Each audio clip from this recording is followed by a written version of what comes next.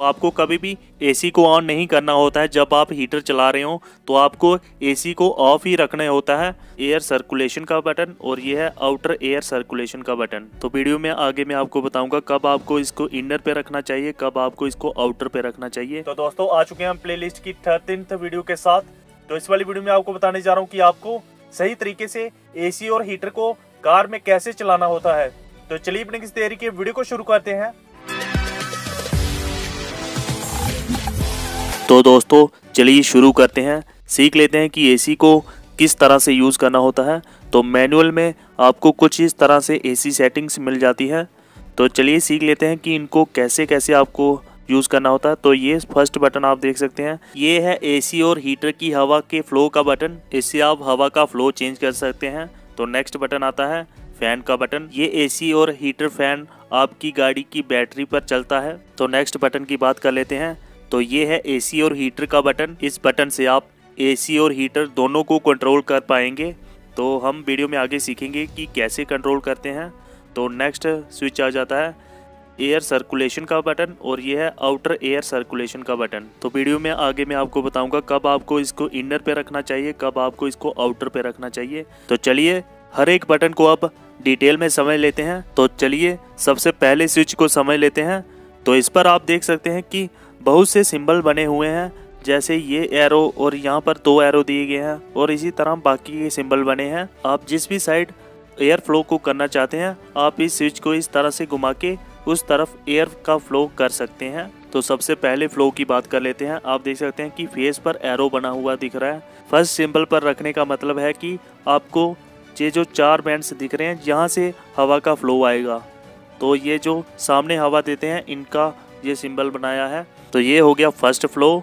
तो second flow में आपको देखने को मिल जाएगा फेस पर हवा और पाँव में हवा। आप 2 एरो देख सकते हैं फेस और पाँव वाली साइड। इसका मतलब है कि सामने वाले जो 4 बैंड्स लगे हैं यहाँ से भी हवा आएगी और इसके साथ साथ जो इस साइड बैंड्स लगे होते हैं पैरों की तरफ, इसमें से भी हवा आएगी। तो आपको फर्स्ट फ्लो भी समझ आ गया और सेकंड भी आ गया।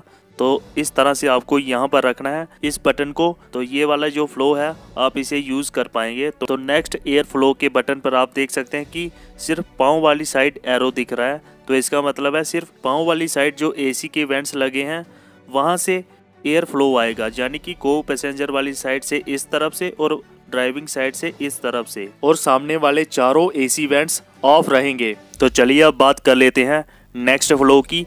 तो नेक्स्ट फ्लो में आप देख सकते हैं कि इसमें एरो डाउन वाली साइड पे है। तो पहले आपको इसको यहाँ पर ऐसे सेट कर देना है। आप यहाँ पर देख सकते हैं कि इस सिंबल में आपको एरो डाउन की ओर, यानी कि पैरों की तरफ एसी वेंट जो लगे होते हैं यहाँ से फ्लो आएगा और इसके साथ साथ विंडशील्ड वाले एसी वेंट में से हवा का फ्लो आएगा, यानी कि इस तरफ से। यहाँ आपको 2 वेंट्स मिल जाती हैं जो कि आपकी विंडशील्ड को साफ करते हैं।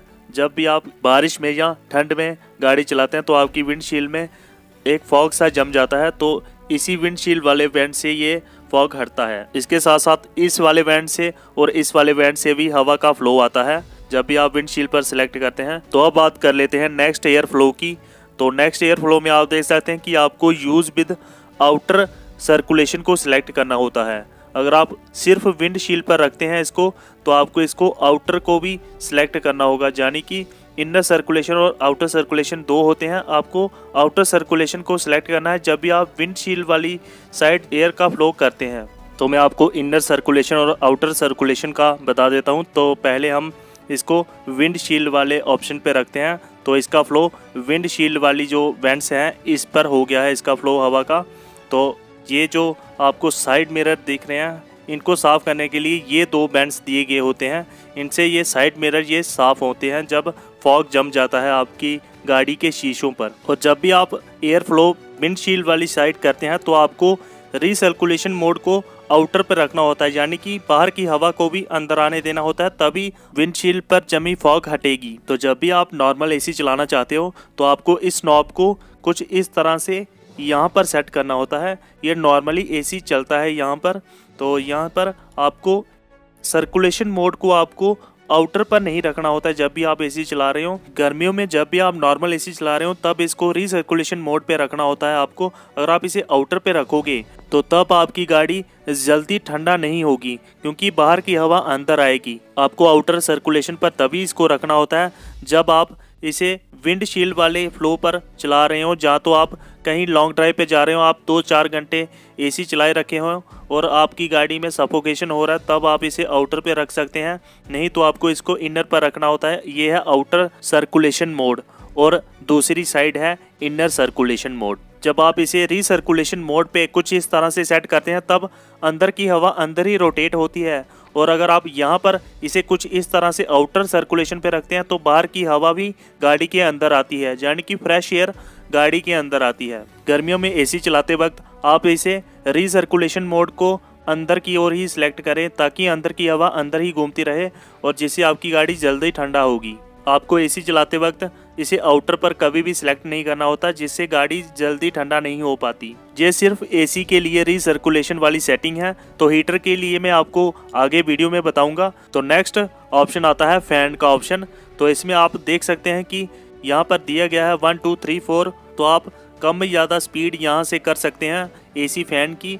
तो इस तरह से आप अगर इसको घुमाओगे तो ये हल्का सा चलेगा फर्स्ट पे, तो सेकंड पे ये और तेज़ होगा, और थर्ड पे और तेज़, और फोर्थ पे और तेज़ हो जाएगा, यानी कि सबसे हाई स्पीड पे। तो अमूमन आपको 2 पर ही रखना होता है, क्योंकि 2 पर काफ़ी अच्छी स्पीड आपको देखने को मिल जाती है। और ये फ़ैन आपकी गाड़ी की बैटरी पर चलता है, तो गाड़ी बंद करने से पहले इस फ़ैन को याद से ऑफ कर लीजिए। तो नेक्स्ट बटन आता है एसी और हीटर का बटन, जो आप ब्लू कलर का देख रहे हैं। यहाँ पर एसी चलेगा। अगर आप इसे टेम्परेचर कम करना चाहते हैं एसी का तो आप यहाँ पर रख सकते हैं। तो अगर आप इसे फुल टेम्परेचर में चलाना चाहते हैं तो आप इसको नीचे की ओर कर सकते हैं कुछ इस तरह से।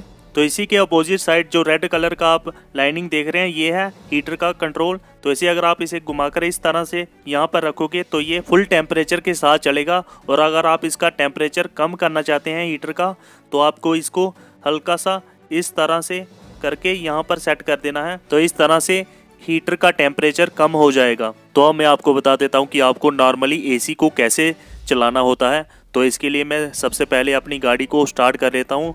तो ये मैंने कुछ इस तरह से गाड़ी को स्टार्ट कर लिया है। तो आपको एसी के फ्लो को देख लेना है अपने हिसाब से। तो मैंने एसी के फ्लो को सामने वाले वेंट्स पे किया है और फैन की स्पीड 2 पर कर दी है और एसी का टेम्परेचर फुल पर रखकर एसी का स्विच ऑन कर लिया है। आप देख सकते हैं कि येलो कलर ऑन हो चुका है इसमें। अगर आप एसी के बटन को इस तरह से ऑफ करते हैं तो आपकी गाड़ी में सिर्फ फैन ही चलेगा। तो मैं फैन को कुछ इस तरह से ऑफ कर देता हूं। अब मैं इस स्विच को प्रेस करता हूं।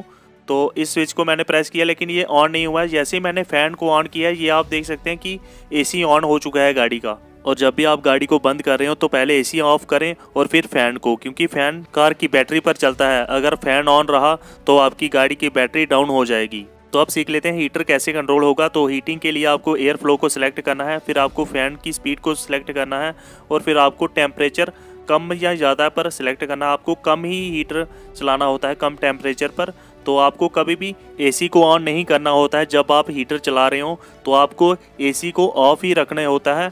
तो मैं इसको ऑफ कर देता हूँ।